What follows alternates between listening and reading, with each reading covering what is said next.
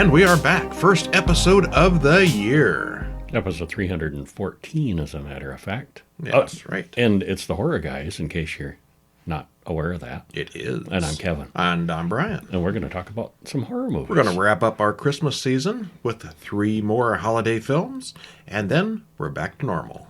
Actually, 2 of these are New Year films. Well, holiday films. Okay, You're right. Yeah. You're absolutely right. Not everything is Christmas. 1 last Christmas one, 2 New Year's, and then back to normal. Yeah. Well, what do we got? Oh, we got Christmas Bloody Christmas from 2022. And then, of course, ringing in the new year with Ghostkeeper from 1981 and New Year's Evil from 1980. Every year, I see this New Year's Evil pop up, and I thought we did it way back when. I had never seen it before. I'd never seen it before. I thought we had done it. But Evil. no, it's just a super common recommendation. Call me Evil. Yes.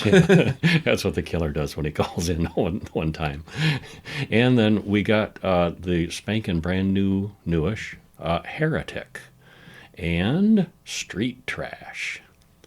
Another glorious South African movie. I think both of those came out in December. Uh-huh. And a bunch of shorts. to top that off, yes, 5 more shorts. Hey. What? Horror Monthly is now on sale. The newest issue number 40. It came out yesterday. Neato. It's all the Christmas it's all the stuff we're going to talk about. Well, not all of it, but all the holiday movies. Okay. 30, actually, it's something. If you include the shorts, it's like 49 films, 49 stories. Is there a short story in there too? There's not this time. There are just too many movies. Okay. And you didn't give me a story to publish. They're right there on the share drive. Oh, I know. You got to give me permission. You can't blame it on me. Well, I'm not. I'm going to blame it to you because it's almost 200 pages without the story. Oh, my. There's a lot there. People getting their money's worth this time. Yeah, you think magazine, you're thinking like one of those, 20-page things on the mic at the store aisle. No, these are full-length books in most cases. Book. It's a lot to these things. Christmas was a busy month. Speaking of Christmas, is yours bloody? Yeah, it was when I watched this. 2022, Christmas, Bloody Christmas. Written and directed by Joe Begos. Stars Riley Dandy, Sam D. Litch, and Jonah Ray. Hour and 26 minutes. Trailer in the show notes. And we have kind of a mixed review on this one. No, we don't. Mixed opinion. Not really. I don't think we do. Oh, I think we do. Okay, go ahead. Yeah. Well, the first half is loud and bright, with multiple people talking too much, too fast, and a whole lot of cussing. In fact, this is a point of pride of how much they cuss in this movie. They actually give the stat. It's like 5.6 times per minute or something like that. Yeah. And the second half is still loud and bright with a lot of people, loudly cussing and cursing and talking. But at least the horror elements start kicking in. So I think you didn't care much for the whole package, but after I didn't enjoy the first half so much, but I really perked up for the second half. I thought the second half worked for me.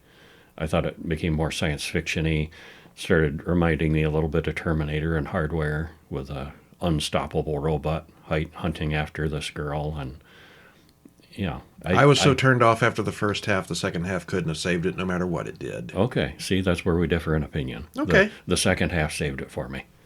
Well, we watch a TV commercial about beer for the whole family. Then we see a commercial for a horror porn movie, cream pie ads, and a promo spot about government military robots that have been licensed as Robo-Santas. Credits roll. What was that last part? Robo-Santas, you say? Military robots are being used as Santa Clauses. Huh, what could go wrong? Yeah. We're going to find out. Tori goes to work at the record store. She knows more about the customers than their own spouses do. Robbie, her assistant, asks Tori what she's doing for Christmas Eve. He tries to talk her into going home with him instead of her prearranged date. Even though they're standing in a record store, Robbie shows her an example of the date singing on his iPhone. Technology wins over vinyl. Yeah, nobody uses vinyl when you got, Apple iPhone. Music. Yeah. These two go on, spitting out supposedly witty dialogue for about a half an hour. It's very fast-paced. They're yakking. And it's totally useless. It's got nothing to do with a story. It's got nothing to do with a plot. We don't care about these characters. It's just these two jibber-jabbering for an hour and 3 hours in this first half hour. Too much jibber-jabber. Yeah, What's and that? it just goes on and on about nothing. That judge from Boston Legal? Yes, yes. Too much jibber-jabber.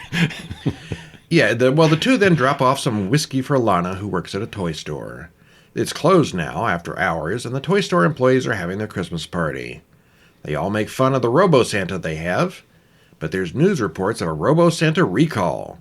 They've been starting to revert to their previous military programming. Foreshadowing. But nobody watches the news, so that's okay. Yeah. At the toy store, the Robo-Santa comes to life and looks around. He stomps around using his Terminator vision to find the owners of the toy store. He finds a fire axe and kills them both. That's not very Santa-like. Well, Tori and Robbie drunkenly rant about rock bands getting bad haircuts and losing their talent. Sheriff Monroe comes in, and the conversation blissfully ends, until they go to Tori's house and debate the merits of the Unsolved Mysteries soundtrack and which of the Pet Sematary films is best. They cover a lot of topics. Jibber-jabber. Jibber-jabber. Outside, Santa Droid has followed them home and kills the neighbor and his wife, as Tori and Robbie have sex, with their pants on. We're more than 40 minutes in before Tori and Robbie have any idea that anything unusual is going on. Yeah, that's impressive. That's the most impressive sex scene ever. He was bragging earlier about how good he was at oral, and he's so good at it that he doesn't take her underwear off. Either of them. Yeah, they're both fully dressed and having sex. Supposedly, how drunk are they? Yeah, I think she gets down to her underwear. I think he takes his shirt off, and they have a sex scene. So back to the jibber-jabber, please. All right, well, anyway, cutting down to the commentary part. The military retired these robots? What did they replace them with? Yeah. I want to see a movie about those. Yeah, that's something. Maybe because they couldn't control them. I don't know. They're pretty unstoppable. This one is, anyway. Yeah. This movie is bleeping awful. According to IMDb, the film features 487 uses of profanity with an average of 5.6 per minute. They do spew it out. Merry fucking Christmas, am I right? Yeah, I mean, bad language does not bother me. No, me neither, but this was excessive. It's used in replacement of dialogue. It's just constant. They were deliberately, very deliberate, and it seemed kind of forced. I don't know that it was deliberate. I think the writer is just horrible. Well, I think it was Who deliberate. wants to hear about rock bands' bad haircuts when you're paying to watch a movie? It would have had to have been about deliberate. Killer Santas. Yeah. Which rock band had the worst, lost their talent after they got the worst haircut? Dude, we're not high. We don't care. Maybe we should have been high. Also, does every single location in town have either green or purple lighting? There was a lot of that. Yeah. There's a lot of that in a lot of modern movies. Yeah. We were watching something yesterday. Well, it's a thing. Well, lots of them. Yeah. Yeah. Yeah, a lot of green and purple lighting everywhere. Mm-hmm. And what did Robo-Santa have against Tori so specifically? There's a whole town full of people to kill, so why was he so obviously stalking her? I don't know. She had nothing to do with it. That was never very clear, but it was definitely fixated on her, especially toward the end there. Dang. I really shouldn't nitpick, because there's really very little of this film that makes any kind of coherent sense. My main complaint is apparent after the first 5 minutes. There's just too much dialogue. Must have been directed by the scriptwriter. Checking the notes. He wrote all the words, and he made sure the actors read all of them in the most annoying way possible. Or maybe there wasn't even a script, and it was just made up as they went along. A lot of this did feel ad-libbed. That's possible, yeah. Either way, it was atrocious and seemingly unlimited. After about a half an hour, Kevin said, "This is exhausting." It was tiring. By 25 minutes in, we were both hoping for quick death to the two protagonists. Okay. The only thing less fun than listening to two drunks jabbering at each other incessantly for an hour and a half is watching them blathering on and on. And that's just the first half. The second half did eventually become a horror movie with a killer robotic Santa. If you cared by that point, which I did not. All right, I suppose you have some things to add. Well, I'm not going to harsh on it as much as you did. I don't know if you could. You don't have it in you. Yeah, no, I often don't. Sometimes I do. But no, the second half really revived it for me, like I said. It was an insatiable killer robot that just, dang, they threw a lot of stuff at that thing. And I thought the effects were decent at that point, and it started to entertain me in the second half. I think it went the Terminator route with the unkillable robot getting slammed and hit and blown up and shot. And there's a science fiction movie, Hardware, with Dylan McDermott, and I can't remember the gal who's the lead in that one. But the robot design a little bit, and again, it's an unkillable military robot that is fixated on her. There were elements that reminded me of that, but it's its own thing. But in this case, I think they did too much damage to it. It wasn't quite believable. In the Terminator, he was bulletproof and car-proof and all that. But this one here, they just did one thing after another. That's what made it cool. And the military retired these things for something better, I assume. Yeah, that's scary.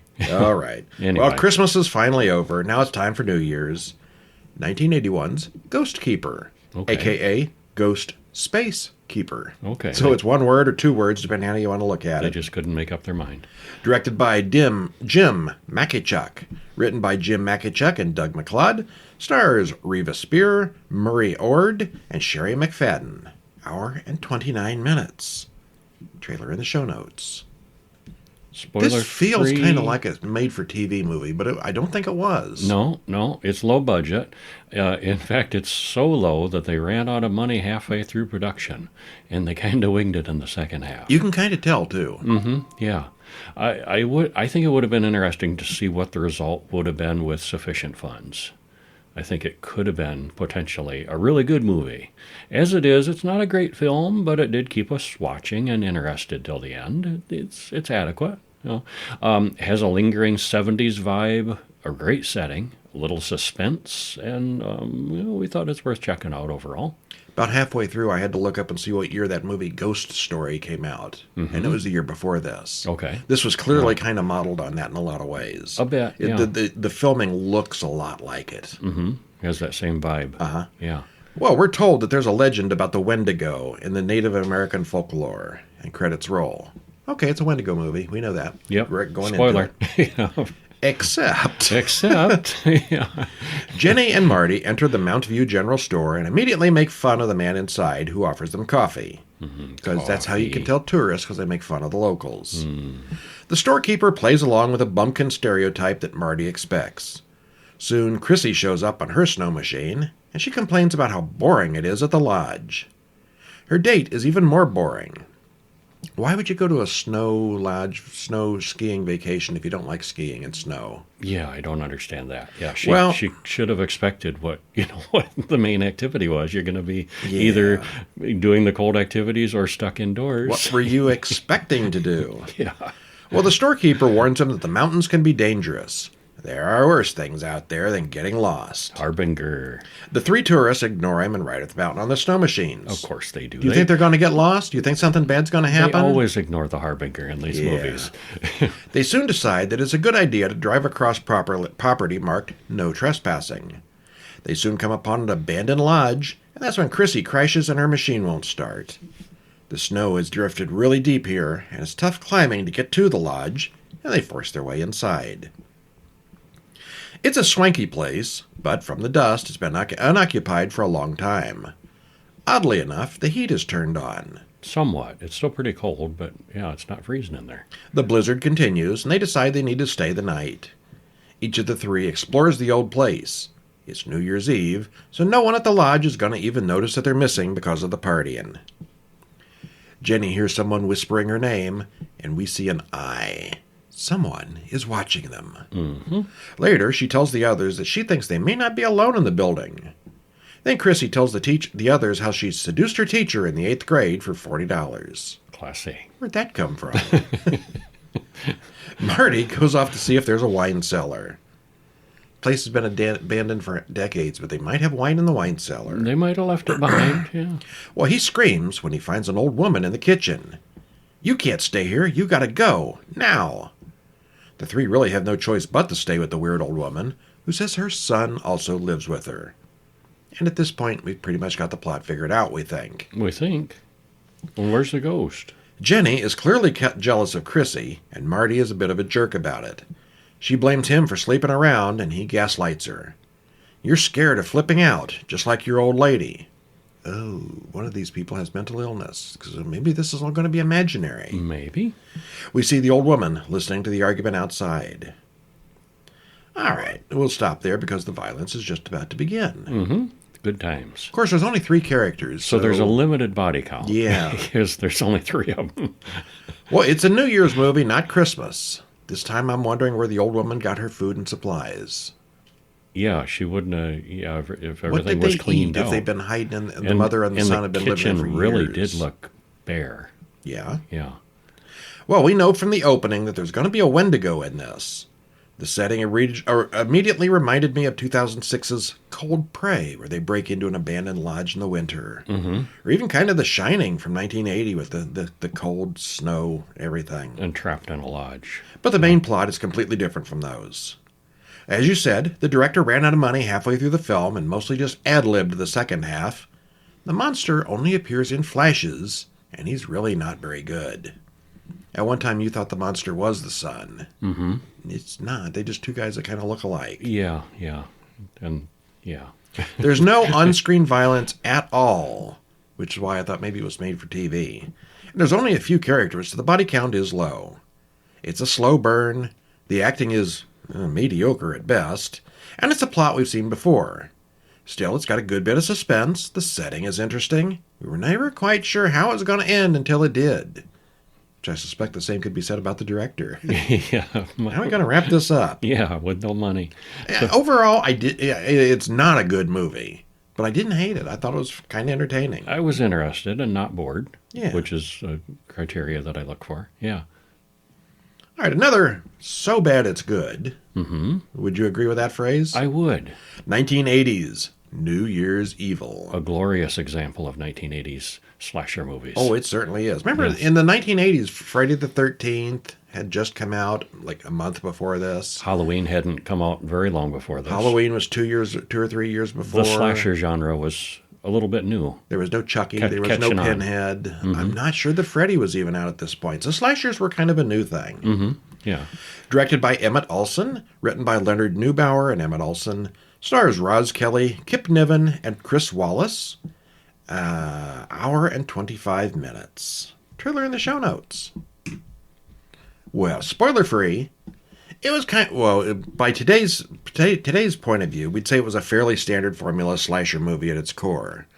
The 1980 music and fashion was kind of fun. If you lived in the 80s, you will feel right at home here. Yeah. It's easy to figure out who the killer really is because we see him at work. I mean, this is not a mass killer that we wonder, who is that guy? We see this guy from the first scene. Yeah, a lot of these back in the day were, who's doing it, where they would just show the killer's hand stabbing or just his feet or something. Here, the guy's just right there. Okay, Yeah, that's That's him, huh? Now, there is a little bit of a mystery figuring exactly who he is. Oh, yeah. But that's not hard to figure out either. It's really not. In relation to the other characters. Yeah. Yeah, but by seeing the killer as at work, we see that it's kind of a little entertaining when we see things don't go smoothly for him. It's hard being a killer in the city. It is, yeah. People keep interfering and getting in the way. And yeah. Just like the previous one, nobody's going to say that this is a great movie, but it was entertaining. Yeah. I think maybe I like this one better than the Ghostkeeper, although they're me too. both decent enough. Oh, I like this way better. What happened? Well, Ernie and Diane argue about her being late for her show. She's doing a New Year's Eve show. She's like a hostess, this weird call-in dance music show thing. Well, she calls Yvonne, who says Richard is out of town and drinking heavily. Yvonne gets a dangerous stranger in her hotel room, and we see that her role is a very brief one. And credits roll. First victim. It's New Year's Eve, and we cut to a bunch of rowdy punk teenagers causing trouble in their convertible. They soon arrive at the same high-rise hotel that Yvonne and Diane are in. Diane's son, Derek, also arrives, but Diane doesn't have much time for him. She doesn't even hear a word he says. She'll talk to him later, and he's kind of put out by that. He's also probably about 30, and he's supposed to be a teenager, I believe. Which, normally this Yeah. bothers you more than it does me, but he just didn't look the part. He didn't look young enough. Why is he so pouty and whiny? He's old enough to retire almost. Well, I think he's kind of mentally ill, too. Okay, So, that much is true. Yeah. Well, it turns out Diane, also known as Blaze, we fully find out what the thing she's hosting is a new wave rock countdown for the holiday. And the show is called New Year's Evil. And it's now 58 minutes until the ball drops. Well, they have operators taking calls for the best song this year and other commentary and questions. She takes a call from a guy who's using a voice altering machine, and he wants to be called Evil. He says he's going to commit a murder at midnight. I'm going to kill someone you know, someone close to you. Well, this is all live and on the air. Diane tells Ernie to bring in more cops for security. It wasn't a garden variety loony on the phone. She's really freaked out. Well, meanwhile, at the Crawford Sanitarium, someone sneaks in the back door as the patients all jump around like lunatics to the music on the TV. Yep. Well, the man puts on an orderly uniform and tells a real nurse that he's there to fill in. He's even brought champagne, and she's charmed enough to hook up with him. And we noticed in the background here that the clock says 8:45, even though that's counting down to midnight. 5, Whoops. 4. It was wait, either it's 8:45. It was either a broken clock or they just overlooked that detail in the background. Yeah. Actually, on second thought, now that I'm thinking about it, Uh-huh. he's not actually traveling across. He's going to kill somebody at midnight in the 4 different time zones. Yeah, but this was their midnight time zone where the dance show is. 'Cause Was it though, or was yeah, that like the uh-huh. New York? When New York comes first, and they're in L.A., so New York comes first, and then Central and Mountain, and then I think maybe it was almost just my God, that would have been 9 o'clock, wouldn't it? Yeah. And no matter how you 8:45? figure it, I don't think the math really works out. I don't think it did, yeah. Well, Lieutenant Clayton and a cop show up at the show, and he says Diane should expect that sort of thing, considering the type of people that her show attracts. Yeah, back in the 80s, the new wave, or maybe even punk, it was, oh my gosh, that's so extreme, that's so terrible. Boy, that sounded so mild and mediocre by It's so today's tame. standards. Yeah, it looked so tame. The Yeah. type of people her show attracts, the scum of the earth. Well, as the clock hits midnight on the East Coast, the fake orderly stabs the nurse to death. He then calls Diane back and tells her he made his first kill for the Eastern Standard Time. Oh, Okay, it's so not just one killer. So I don't think that's a mistake then. No, he probably 45. killed her at 9 o'clock He killed her California at 9 time. o'clock All their right. time. That makes sense then. Yes, it Oh, does. suddenly it's clear. It was 9 o'clock then. Then he's going to kill somebody at 10 and 11, and then real midnight for Midnight, them. yeah. Well, he plays her an audio recording of the murder and then promises to call her in 1 hour for the next time zone. Yeah. I think at the time we thought he was traveling No. between time zones. Yeah, no, but he's not, yeah. Okay, so he's going to kill people once every hour until midnight, and then he's going to kill somebody close to Blaze and drama.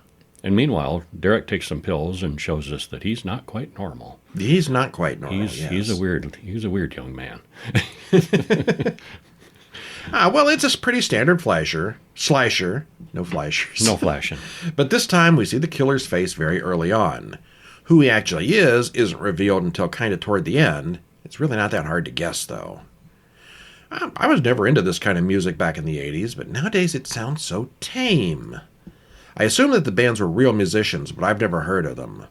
One of them is called Shadow, and the other is called Made in Japan. Yeah, and even And there really looking were them only up. 2 bands. Yeah, couldn't find. There is a Made in Japan band, but it's not them. It's a newer band, more recent. I found a band called that. Shadow. Well, I this is couldn't 40 find. years ago. They probably still would not be going. Yeah. Well, anyway, the killer has one difficulty after another to get his job done, since no one seems to want to cooperate with him.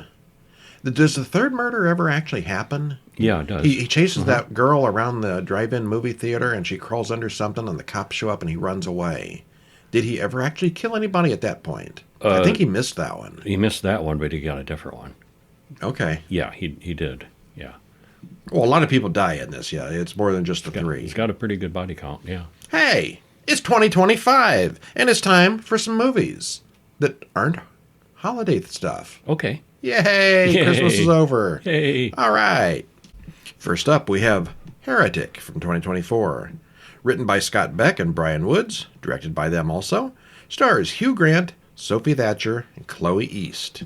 Hour and 51 minutes. And it is mainly Kind of a long one. mainly just the three of them. There are some other Some non-speaking characters. small There are roles. some small roles. Yeah, small roles, but yeah, it's really about the three of them. Spoiler free. We thought this was truly excellent, with an amazing performance from Hugh Grant. Yeah, usually he plays a slightly doofy, likable guy at the core. He's not. Lots of romantic comedies. He's not that in this. Yeah. No. Yeah. Both the young women were good as well, with all three of them playing well off each other.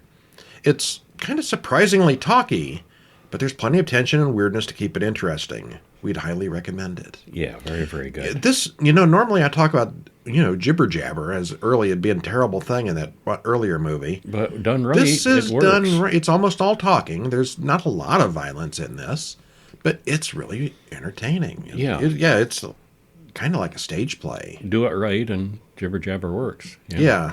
Good dialogue. Yeah.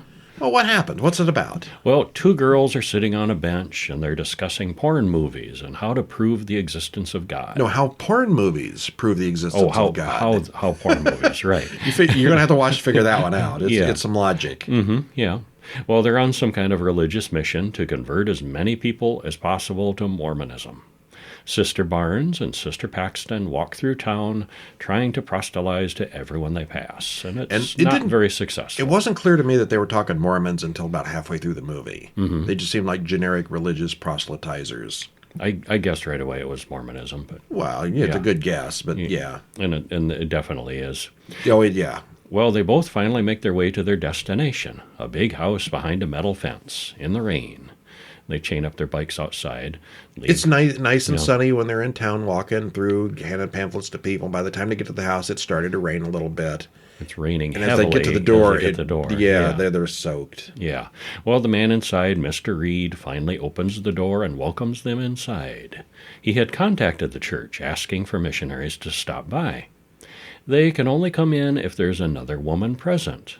Well, he mentions that his wife is in the kitchen. Now, I don't know Mormon rules, Come but on there's in for two pie. of them, so I don't know why that would be necessary. I can see why one wouldn't go in alone, but there's two. Yeah, they're insistent, but he said, "Oh yeah, she's making pie. Come on in." And, okay. A little trivia thrown in here. Both of the girls were raised as Mormons. Oh, okay. So I'm sure it's probably technically accurate. They'd have said something. Mm-hmm. Yeah, I bet it is. Well, they both sit, all three of them, they sit down to talk about God's plan for Mr. Reed, but he would rather talk about them. Paxton is super gung-ho and eager to talk about religion, and Barnes seems a little bit less enthusiastic. He talks to them about polygamy and how the church stopped doing that. Both girls get very quiet as they explain how their beliefs have changed over the years. This looks like a sore spot for them. Mm-hmm, yeah. Reed has his own theories about Joseph Smith's revelation, and he has a well-read copy of the Book of Mormon. He's got, He knows all the words. he knows all the words. Yeah, he's gone through it a lot. He gives a long speech about his beliefs and research, but the girls, well, they still want to meet his still unseen wife. He keeps stalling about that. He goes into the back of the house to get some pie and get some refreshments. Well, the girls decide that Reed is creepy, and they should probably just wrap this up. They decide the wife is not coming out to meet them. They finally figure this out. So they decide to sneak out the front door. But their coats are somewhere in the back room, with the key to their bike lock in the pocket. And the door is locked anyway. Whoops. Yeah. Well, they look outside, and now it's winter and a blizzard. The weather changes abruptly in this movie. It was raining, and not only is it a blizzard, everything is frozen and snow. Snow doesn't build up that quickly. It's a winter wonderland out there. Yeah, and I was starting to wonder, is there some magic going on? Have they transported to an alternate dimension or something? And no, I think it's just weird weather. Mm-hmm. Yeah. Well, the power goes out, or at least some of it. Some of the lights go out. They finally decide to go into the back, and the room where Reed is in looks like a church. They do grab their coats, but they still can't get the door open. So they ask for help with the front door, But he said the deadbolts are on a timer and it won't open, so they'll have to exit out through the back of the house. Mighty inconvenient. Yeah. And Reed says, they can leave at any time, but he knows they're lying about their reason for leaving. He said that they said that they got a call that they're expected back at home base. He says cell phones don't work here because of all the metal in the frame of the house. What? Well, this is all dragging out for too long, and it's clear that something sketchy is going on. The girls are getting antsy about this. He finally asks if they really believe he has a wife in the house. It's a matter of belief. This, of course, leads to another speech about irrational beliefs. And the doors in the back, like the room there, both lead to a deep, dark basement. Yeah. Yeah. All right. So they're prisoners and stuff's going on. Mm-hmm. It seems that way, yeah. I still want to... And the lights are weird, too, because he's got those on a timer switch where some of them go off. Like, did you catch that? That was on a timer? Yeah. At one point, he resets the timer lights. Okay. For some reason. I didn't catch that. Yeah. Yeah, he's just a weirdo, and he's got this house rigged up with all kinds of weird stuff. Yeah. Yeah. I still want to know how it went from a rainstorm to a blizzard in a couple of minutes. Yeah. Well, Hugh Grant here is amazing as creepy Mr. Reed. He said he got tired of playing the same old roles over and over, and this is very different from his usual stuff. Yeah, he's usually like the romantic leading man, and he's got the whole charming thing going on here, he too, does. but He in a still bad has way. that charm, but he's using it, yeah. It's still a very talky film, almost entirely made up of Reed's speeches and philosophical ideas. And like I said earlier, it could have almost been a stage play. It takes place in a couple of rooms and only 3 people. Most of it does, yeah. Not much action, but it's extremely tense. Grant is ultra creepy, probably because a lot of what he says is true, and it's really well filmed. I like this enough that it's going to be in my top 10 for 2024 this year. Okay, I wouldn't quite... Hey, that brings me to a point. I'm not going to quite put it in my top 10, but it's close. All right. Yeah. We've got our top 10 for 2024 coming up in just a few days. Be sure to be subscribed to the podcast, and you'll hear all about it. And, of course, if you're on the newsletter, horrorweekly.com, you'll get more information about that as well. But we both took our 10 favorite... Kevin took his 10 favorite films of the year. I took my favorite 10 of the year. And it turned out he liked 6, I liked 6, and we agreed on 4 of them. And that's, so the 2024 movies. And then we're going to mention a few older movies that we saw that are also our favorites of the year. Yeah. Yeah. And we got a lot of good movies there. There's a lot of... It was hard to narrow it down to just 10. Kevin's got some that I think are a little questionable, but I've got some that he thinks the same about. So we will argue those to death in a few days. We will persuade you. All right, anything else to add about Heretic? All 3 of the young ladies too, not just Hugh Grant. The 3 of them were just really good together. Yeah, this is very... It's overall everything's good about this movie. Yeah, top notch. I suppose if you're looking for a monster or a lot of action, you will be bored to death with this. But if you like the more cerebral type of horror, I would say this is probably a really good one. And is there some magic or not? There could Could maybe. But I think it's left a little vague. Yeah, it's left vague. Yeah, you got to believe whether there is or not. It's a movie about belief for sure. Yeah. Well, one thing I believe is we had a lot of fun with Street Trash 2024. This is a remake. I've not seen the original. I had not either. This is brought to you by the same guy that brought you Fried Berry, which we also loved. Yeah.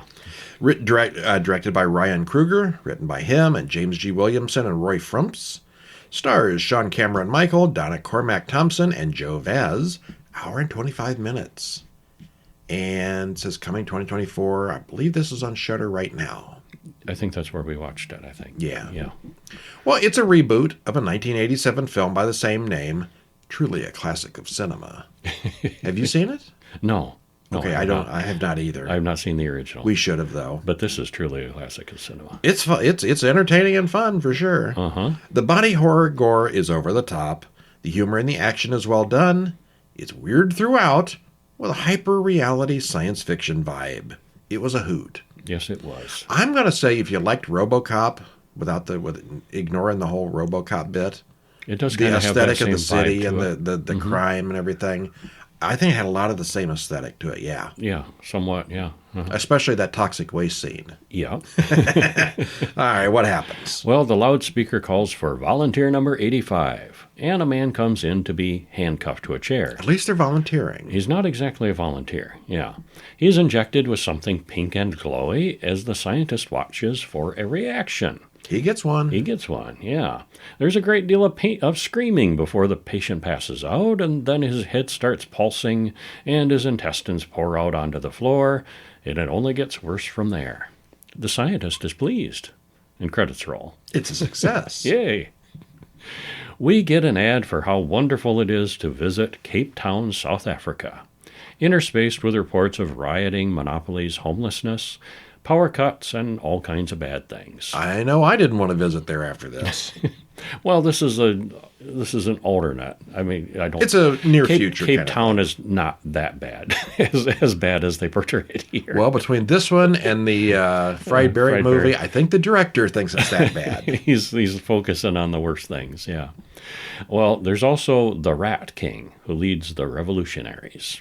We see that it's basically an apocalyptic wasteland now. Well, it's a mess. There's a good part of town and there's everything a bad, else. Yeah, it's clearly haves and have-nots, and it's very distinct. The elites live very well, and the poor live very bad.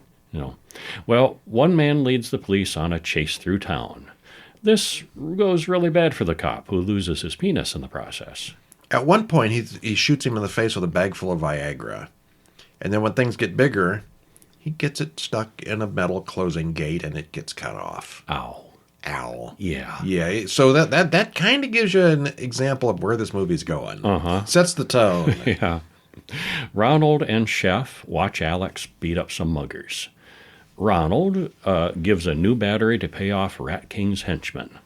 They take her home to where two more crackhead friends, Pap and Wars, are hiding in camouflage, along with Offley. Two-Bit is also there. He's the guy that played Fried Berry. And he's clearly crazy with an imaginary friend who's an alien that only he can see. Little rubber blue man who hangs around his ankles and talks. Yeah, and he's obnoxious and profane. And nobody else sees him. Nobody else sees him or hears him. Yeah.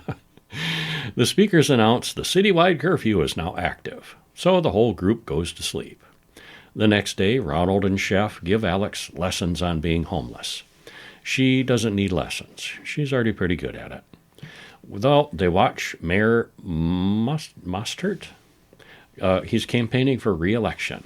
He talks about the drones roaming around the city to round up all the nasty particles. Yeah, particles. He means homeless. He means homeless, yeah.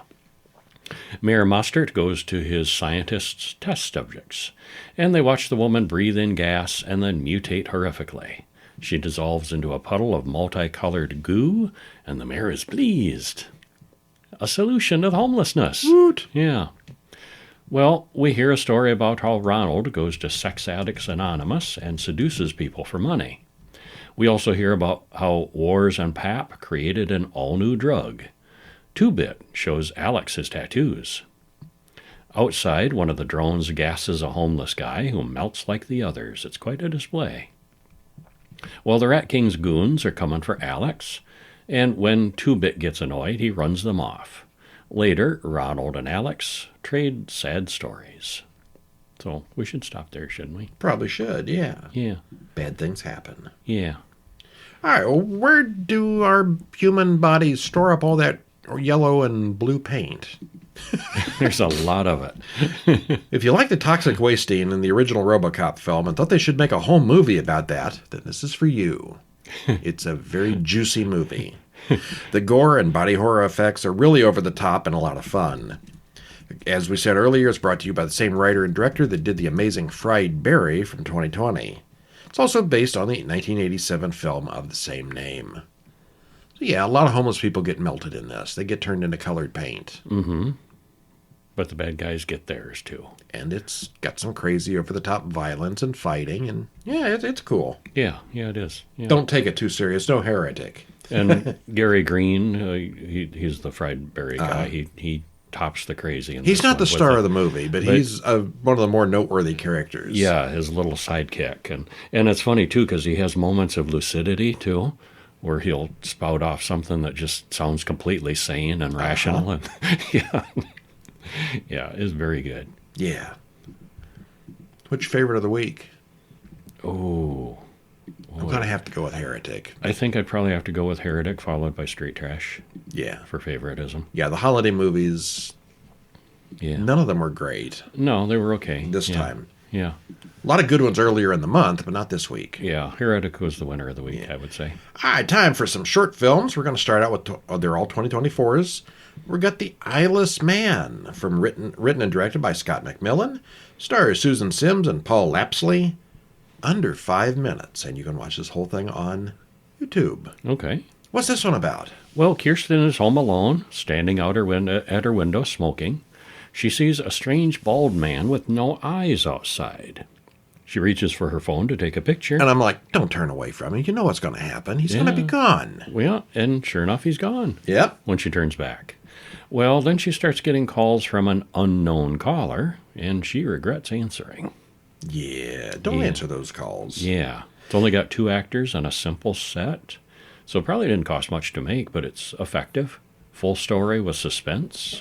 You can always tell what's going on all the time, so we never find out why, but things do happen to her. Yeah. It's a mystery. Yeah, I thought it was a good one. All right. Yeah. Next up, we've got The Vampire Theory. Written and directed by Dominic Gross. Stars Corinne Strickett and Tom Harden. 11 and a half minutes. This was your favorite, wasn't it? Yeah, it was. A woman hears something moving around upstairs and then kills her cat to feed it. Well, it turns out it's Oscar, her son, who's locked upstairs. Lori calls in a doctor, tells him that her son has vampirism, but it's taken a long time for the effects to fully manifest. She's been helping Oscar as much as she can, but she needs the doctor to assist. Yeah, What do you think a doctor is going to say to that? She even had to help him to, by filing his teeth down to make sure they're pointed, and Yeah. and you're thinking, oh, is she? She's out of her mind. Yeah, is it one of those? Is he or isn't he? Is she out of her mind? Well, it's really well done. Seems like she might be unhinged and imagining her son's condition, but we aren't really sure. It could be real. But on the bright side, we see that the cat is actually okay. It wasn't the cat that she killed. Yep. Yeah. All right, that's cool. Your favorite. Yeah. Next up is my favorite, Residual. Written and directed by Asa Brader. Stars Bill Hand, Jimmy Merchel, Tristan Johnson, Kyle Hardy, and Damian Cura. Little over 10 minutes, and it is also on YouTube. Sam and Joey are hired to clear out houses after tenants had been evicted. Joey, who is new, asks old-timer Sam about did he have any crazy stories from his years on the job. As a matter of fact, he does. He doesn't. He says no. He just does the job. He looks at the list and he clears out and he doesn't think about it too hard. He's repressed on this one. Joey then drives him to the next house on their list, and Sam gets really uncomfortable and refuses to go inside when he sees that house. As Joey goes in alone, Sam has a flashback to his first day on the job. Sometimes it's better not to know all the details of your job. Why? Yeah. Why are these people evicted? Pretty amazing. Yeah, it's clearly shot and well acted, and the chemistry between the two main actors is very realistic. The flashback, we know it's a flashback because it's in black and white, it explains everything we need to know. Yeah, and I thought this was just really done. I like the two guys. They got along well together. It's well shot. Just my favorite. Yeah, it was good. Yeah. All right, one we both kind of liked, but in a different way, is Pig. Mm-hmm. Directed by Evan Powers, written by him and Bruce McGuire, stars Aaron LaPlante, Jordan Wilson, C.J. Vena, and Graham Outerbridge. A little under 8 minutes, and all of these are on YouTube as always. What happens? Well, a group of friends are playing strip poker, and the guys are losing badly. They casually mention that there's no cell service, as someone bangs on the door. We know this is going on already, don't we? Yeah. Kevin leaves to go check the door and comes back with a knife in his chest. And they've left a note on him, too. We play games, too, the note says. Well, the group's troubles are just beginning. Yeah, but they're not the only group. No, there's a group of killers. This is a touching tale of friendship and support. Mm-hmm. It's very touching, yeah. It starts like a typical campground slasher story, but it takes a turn. wonder if the strangers went through all this before they attacked helpless families. And of course, always remember that, yes, slashers have feelings too. Yes, they do. Yeah. Yeah, be careful what mask you assign to people, because feelings matter. I think that was a second one, I think. All right. And next up, we got a very weird one, Little Lilith. Written and directed by Jameson Forkenbrook, stars Andy McPhee and Ajovi Cohn, and it's a little over 7 minutes. This one has a heavy science fiction bent to it. Kinda. Yeah. What happens? Well, two people discuss a retirement contract. They're just sitting across the table from each other, and he won't sign unless they explain how they are going to deal with his project concerning Lilith, who is not human. He's getting ready to retire, but he's designed this computer thing that is gotten a little out of hand, it sounds like. And there's something called Little Lilith, too, so that's a problem. It has evolved superhuman intelligence, and she's been affecting the outside world, which he doesn't like. She's a conscious machine. So... Yeah, okay. I got to say, I really don't have any idea what this was all about. But it was very strange. tense. Yeah, it was strangely done, but I liked it. Yeah. It sounds like a world that might not be so much fun to live in, even less so when you find out who's running it. Yeah, it's very weird. Didn't understand it exactly, but it was very, very well done and cool. But you find out who the boss is. Yes, sure do. Yes. Yeah. Hey, we're out of movies. Oh no, we'll have to watch more. 10, yes. Yeah. Next week we will have 5 more movies, 5 more shorts, I think. Okay. Actually, we got an indie film coming out, so it might only be 4 shorts. Okay. We tend to skimp sometimes with those.